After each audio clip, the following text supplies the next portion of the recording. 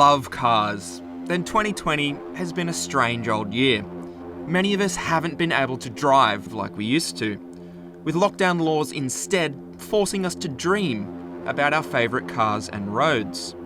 But with Australia's harsh restrictions finally lifting at midnight, we wanted to make our first drive something special.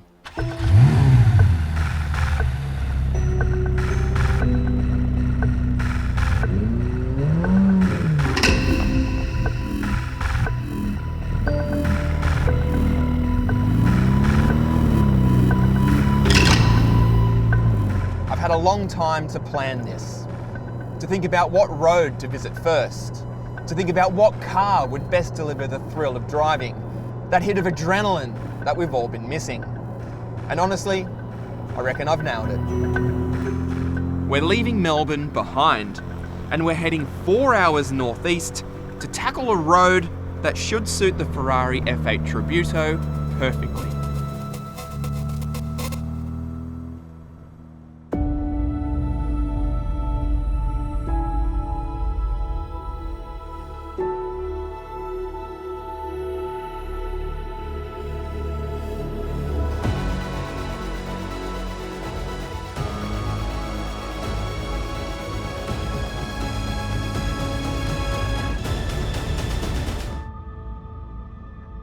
Essentially, this car is a 488 pista with comfier suspension and better road manners.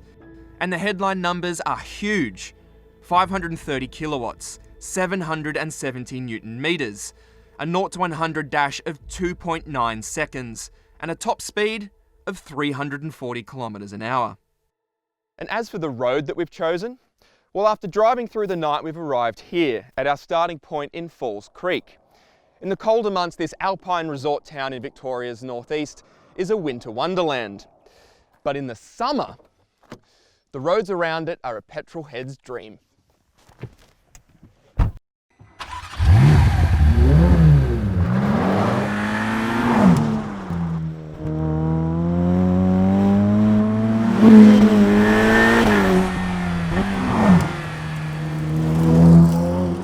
Technically, the great driving roads start just on the other side of Bright, about 3.5 hours outside of Melbourne, but from there, they only get better.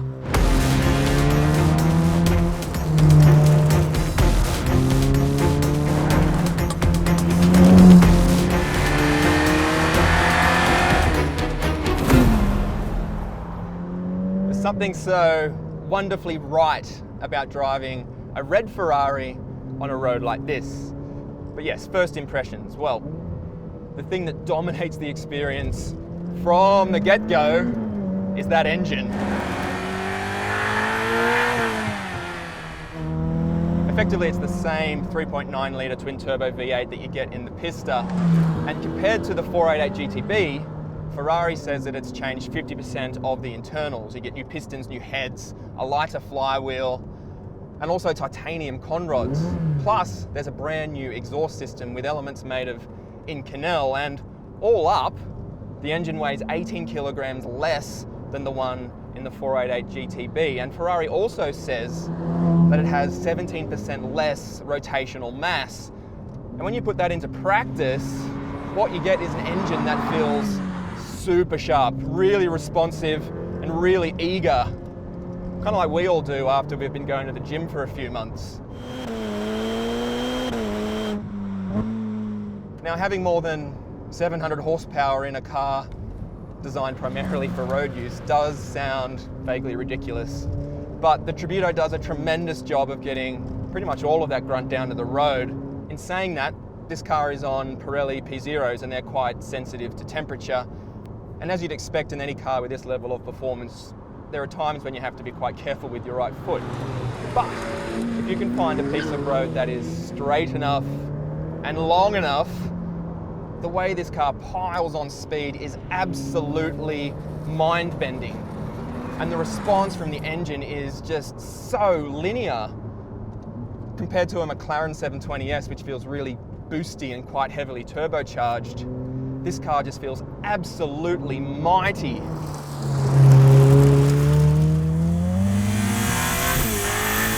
But the days of Ferrari charging you for the engine and then throwing in the rest of the car for free, they're long gone. There is so much engineering wizardry at play here that I think it's best we pull over.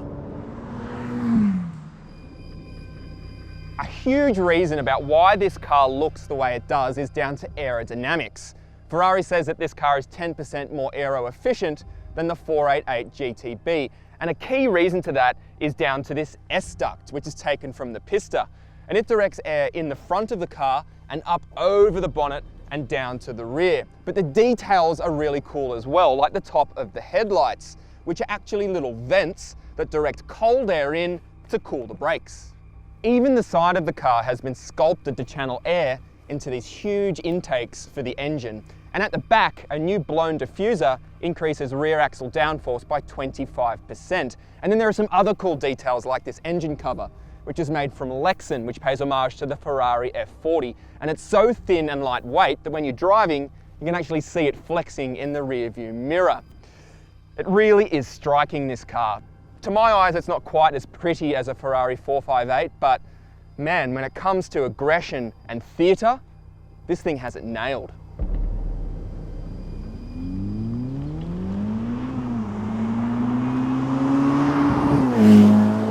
But there's one thing I haven't mentioned, and that's the price. Officially, it's $484,888. And as with all Ferraris, that's just the leaping off point. The Ferrari world of options pricing does tend to boggle the mind. I mean, take this car as a prime example. It has almost $300,000 worth of additional extras.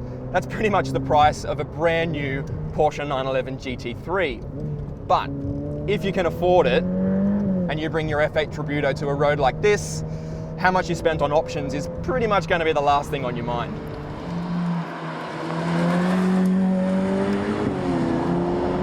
Like every modern Ferrari, the F8 Tributo is bursting with electronic systems. You get things like the excellent side slip control, and in this car, it works with something called Ferrari Dynamic Enhancer Plus, which we first saw on the pista. It's all impossibly complicated, and the risk, of course, is that when you fit systems like this, the driving experience starts to feel artificial, like the systems are doing more of the work than you are.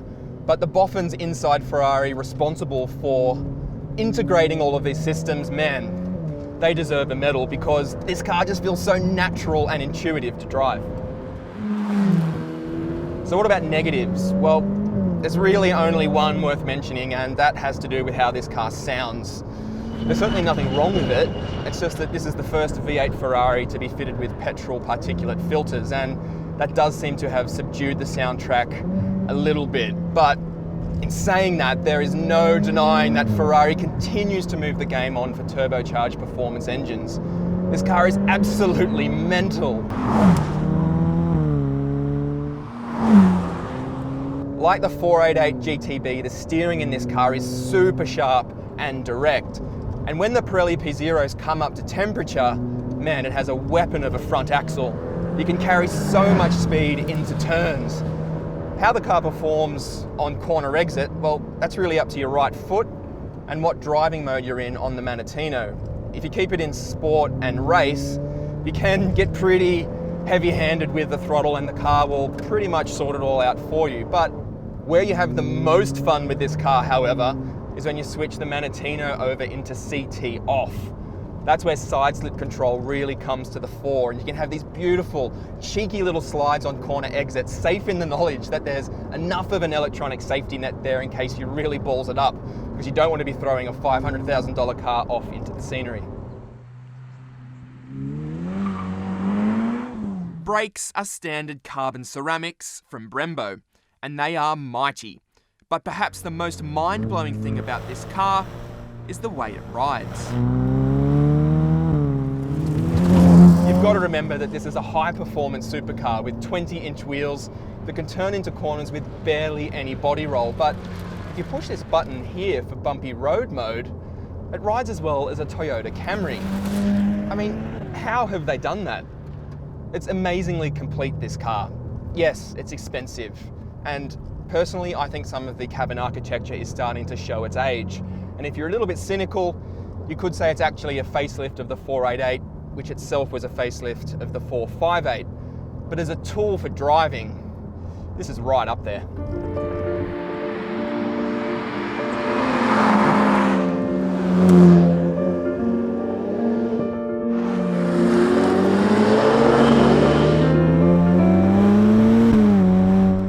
This has been an epic day. And if I'm going to take one thing away from 2020, it's just to go for more drives. I don't mean cheeky Sunday morning blats. I mean hours in the driver's seat, heading out of town with no destination in mind. Sure, we're all busy now, but we have such a beautiful country, and now that we can actually get out and see it, it just seems mental that we don't do it more often. The truth is that any car will feel special on a road like this. You don't need to spend north of $500,000 to enjoy the simple pleasure of driving. But if you can, then the F8 Tributo is a brilliant companion.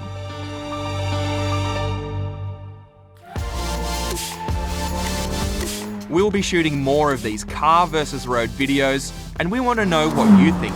Let us know in the comments what cars we should be driving and what roads we should be heading to.